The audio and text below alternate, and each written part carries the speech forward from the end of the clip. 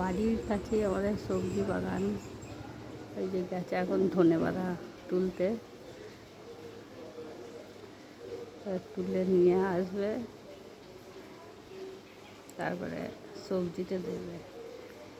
গ্রামের এইটাই হচ্ছে মজা, সবজি মানে টাটকা টাটকা তোলো, একদম ফ্রেশ সবজি দিয়ে। আর এখানে এত রোদ্দুর, ওরে বাপরে প্রচুর রোদ্দুর আর গরম। এখন বাজে 10:30 এরকম হবে হয়তো, এত রোদ্দুর মানে বাইরে বেরোনো মুশকিল। সবজি নিয়ে আসবে, এই সবজি তো নয়, ধনেপাতা নিয়ে আসবে। তারপরে এদিকে আমার এখানে চলছে আমাদের মাংস, মশলা তৈরি হচ্ছে,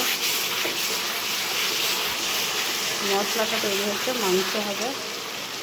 তো মাংস, কাঁচা মাংস রাখা গেছে, আলু ভেজে রেখেছে এখানে। আর ও গেছে ধনেপাতাটা আনতে।